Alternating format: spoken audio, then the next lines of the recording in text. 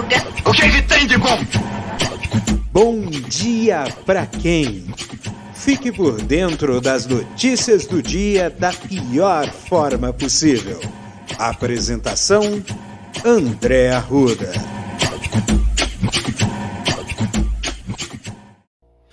E aí, meu povo? E aí, minha pólvora? Sou o André Arruda e esse é mais um Bom Dia Pra Quem, rapaz? Quartou no quartil. Mais uma quarta-feira ensandecida nesse Brasil. E, rapaz, o assunto de hoje é o seguinte.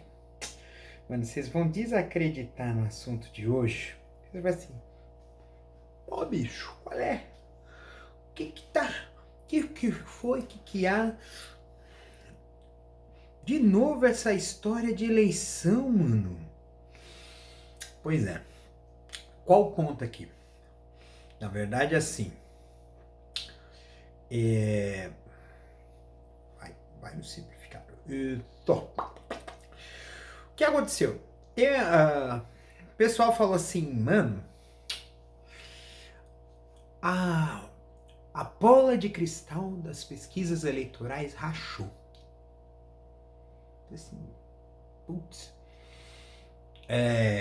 O Lula levou no primeiro turno, mas o Bolsonaro teve uma votação muito expressiva, candidatos vinculados a ele na Câmara, no Senado e em eleições para governador tiveram votação muito boa.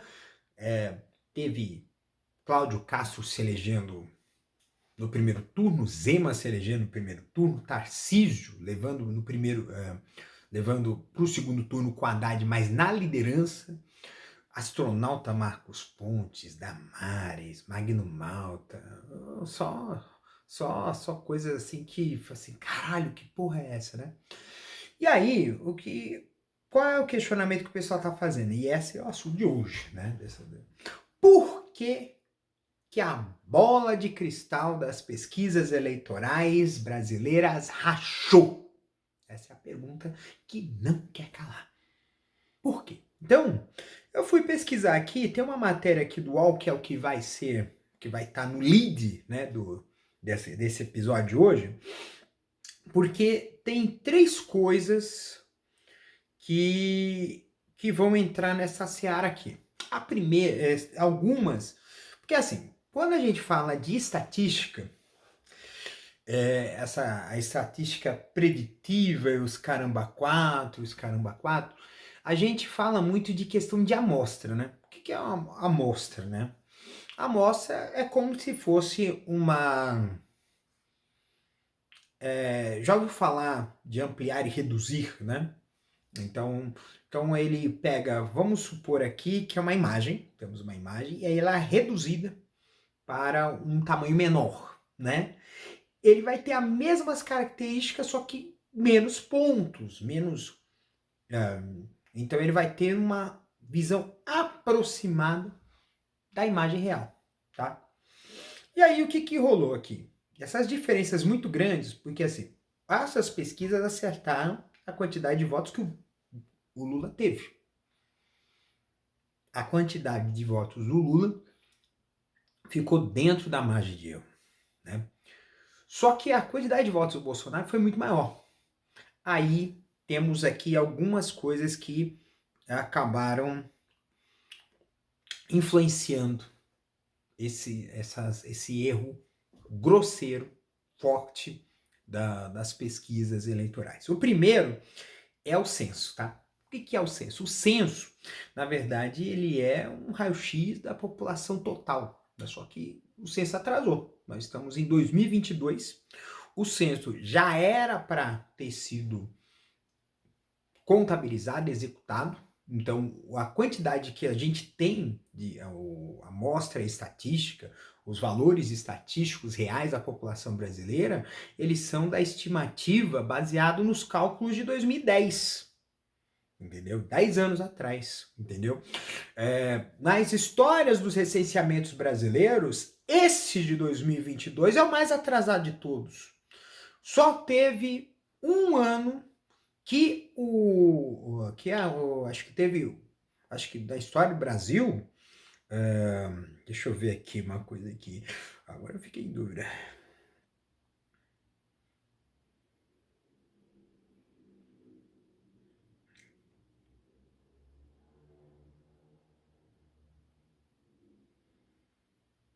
Licenciamento.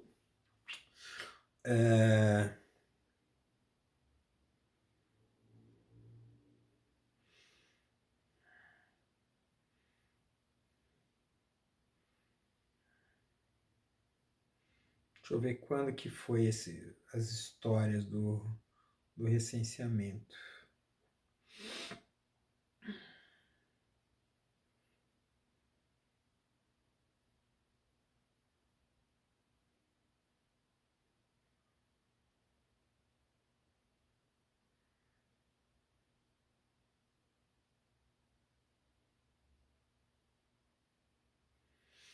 Aqui no Brasil, deixa eu ver aqui como é que foi essa história aqui. O primeiro censo demográfico no Brasil foi em 1872. Eles sempre foram planejados a serem feitos nos anos final zero, né? Então, só que assim, por motivos não explicados, entre 1940, 1910 e 1940, os recenseamentos eram feitos a cada 20 anos, né, no Brasil. E aí, no fim das contas, o recenseamento passou a ser feito a cada 10 anos, né? Então, desde o censo de 1940, então tinha censo 40, 50, 60, 70, 80. E aí, quando foi para ser o censo de 1990, não sei se foi por conta da transição, porque 1990 foi o mandato, tomou posse o Collor, né? O censo ocorreu em 1991. Aí teve o censo de 2000, 2010 e agora esse censo de 2022. Só que assim, se ocorre essa questão de problema de perfil, o negócio vai para as cucuia, tá? Por quê? Porque você não sabe qual é o perfil da amostra do Brasil. Onde é que estão mais homens, mais mulheres, como é que tá as pessoas mais ricas, mais pobres, porque as amostras das pesquisas eleitorais se baseiam nesses dados. Como os dados estão desatualizados. A primeira razão para essa pesquisa da Chabu foi o censo. Essa foi a primeira. A segunda foi a questão das pesquisas presenciais. Ela fala que as pesquisas presenciais, elas são consideradas confiáveis, mas elas têm furos, tá? Porque nem sempre essas pesquisas conseguem captar a amostra correta da população. Então, por exemplo, os entrevistadores não conseguem entrar nos condomínios. Essa matéria deu, sabe aonde? No Jornal da Cultura, ontem, né?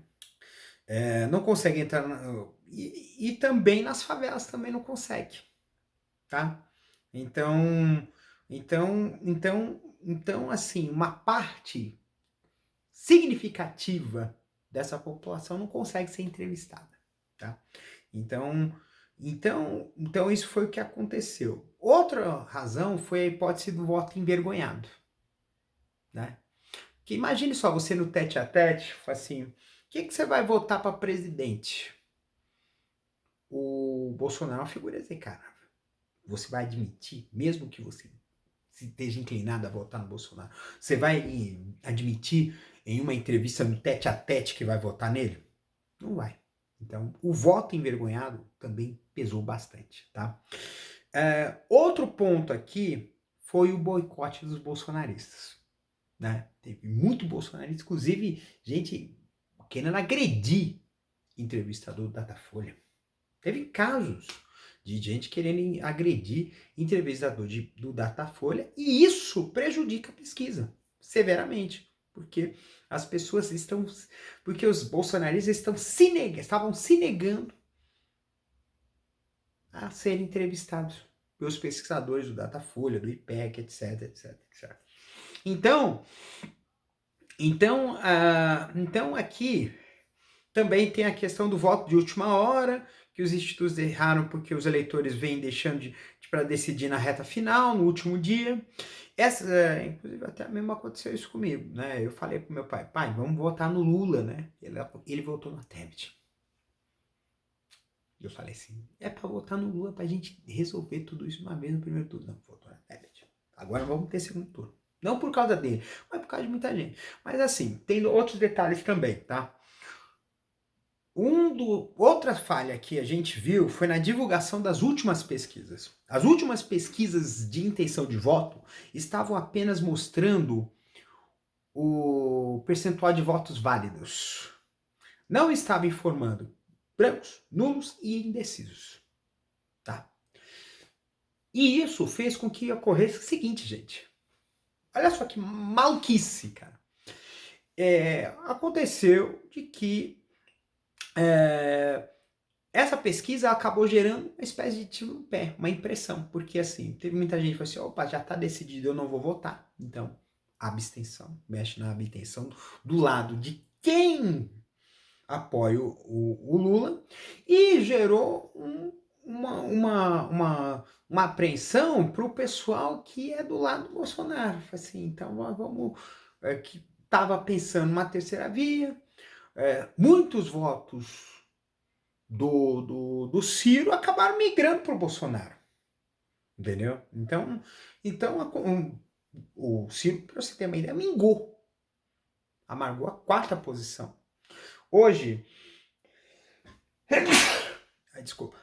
Hoje, eita, breleca. Hoje, o PDT, que é o partido do Ciro Gomes, declarou apoio ao Lula, né, a candidatura do Lula.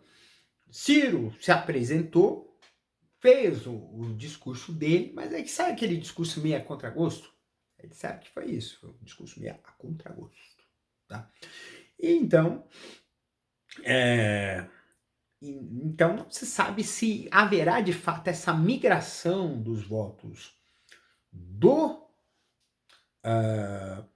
Lula, quer dizer, do Ciro para o Lula, e também da Tebet para o Lula, porque ainda não está decidido como é que vai ser o apoio da Tebet. A Tebet certamente pode apoiar o Lula, mas tudo depende do MDB, né? Ela não quer se indispor ao MDB, porque ela sabe que se fortaleceu muito dentro do PMDB, dentro do MDB.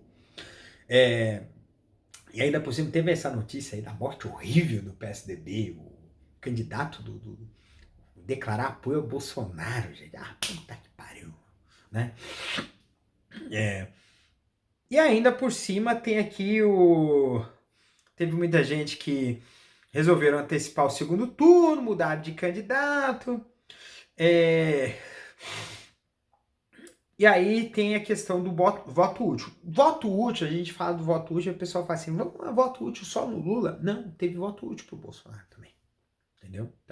Então teve tudo isso aí, né?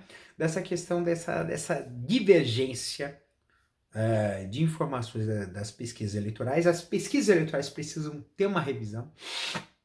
Eu tinha uma grande aversão à pesquisa por telefone. Hoje, acho que agora tem que mudar um pouquinho isso, tá?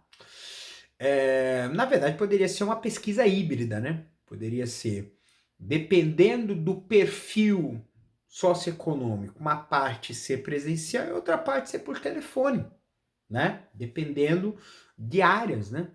Não haveria nenhum problema. O censo, por exemplo, você tem o seguinte, né? Você tem a possibilidade de responder as perguntas do censo pela internet. passou o recenseador, falou assim, eu não posso responder porque eu estou ocupado, tem algum problema aqui, eu não vou poder responder. Então é o seguinte, você tem aqui um voucher, que esse voucher você acessa ao site informando esse voucher e você preenche o questionário do censo pela internet. Olha só que legal, né? Então poderia ser isso, né? Poderia trabalhar com questão de voucher, poderia trabalhar com tudo isso. Mas algumas coisas já deram uma, uma... Vai precisar rever essa questão de institutos de pesquisa. Até o ministro da Justiça fala que vem Polícia Federal para investigar. Ah, vai tomar no olho do seu cu. Ah, me desculpa, vai tomar no olho do seu cu. Bosta, né? Mas, pelo amor de Deus, gente. O cara vai... na verdade, lógico, pau mandar no Bolsonaro. Não é possível para poder ficar fazendo esse negócio, fazer essa celeuma. Porque pesquisas podem falhar. Porque é uma foto. E, na verdade, é um filme, né? O retrato de fato do eleitorado está na urna, não está num instituto de pesquisa, porque é uma amostra. Então. Bem, Quartou no Quartil, é mais uma quarta-feira no Brasil. Gente, vamos... Nossa, chegou uma metadinha, né, da semana, que legal, né? Se você amanheceu cansado, parabéns, estamos juntos, nós estamos amanhecidos e cansados. Será semanas... até o final do mês vai ser fortes emoções, já tá rolando coisas bem pesadas na internet. Acho que a guerra infinita já vai ser daquele jeito. E é assim que tem que ser, e é assim que vai ser, né? Na verdade, o fato é que a gente está vivendo um mundo em constante mudança e um mundo em constante disputa, né? Já pararam para pensar nisso? Que o mundo está em constante disputa, está em constante mudança?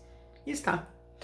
Eu estava comentando com um amigo meu, e é uma coisa que acho que vale a pena eu compartilhar com vocês, tá? A mudança, ela sempre vai acontecer. Sempre vai haver a mudança. Então a gente não pode se indispor à mudança, a gente não pode se opor à mudança, mas a gente pode ir além.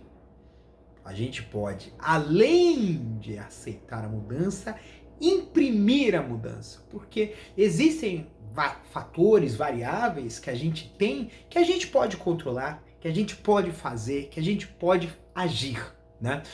E nesse período de eleição, campanha eleitoral, os caramba quatro, cara, eu acho que não pode ficar parado, não.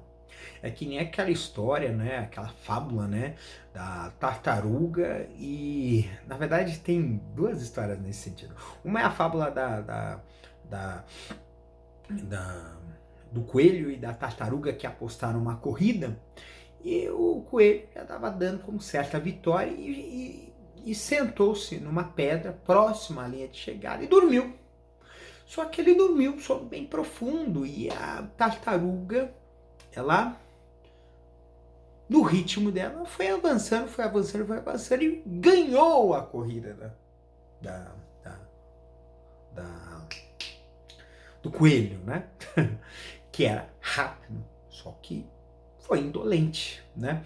E também tem aquela história, uma piada, né, que o pessoal falava, que era assim, que tava lá era Jesus e o diabo foram fazer uma disputa de digitação, né? Da disputa de digitação, quem digitava mais texto, e o diabo parecia um taquígrafo com uma digitação mais veloz do que o The Flash, digitando praticamente 3 bíblias por minuto, e o Jesus só no catando milho, digitando uma letrinha por segundo, bem devagarzinho. Aí de repente, pum, acaba a luz. E depois, quando ligou, Jesus tinha ganhado, tinha colocado uma frase só e o diabo tinha perdido tudo. Aí a moral da história, só Jesus salva. E às vezes é assim mesmo. Se você faz o trabalho constante, duro, e faz por merecer, você recebe. Você tem o seu prêmio. Você vai ter a sua recompensa. Agora, se você achar que só o seu talento, ou só a sua habilidade, sem fazer nenhum tipo de trabalho ou de esforço para poder mostrar essa habilidade, é suficiente, você vai ficar pelo caminho. Então, gente, sem mais delongas, olha. Então, tenho todos um dia maravilhoso, uma quarta-feira fantástica, que tenha muita coisa legal. Um beijo no coração de vocês, cuidem-se e até amanhã, quinta-feira. Será que vai quintar no quintal? Vamos ver.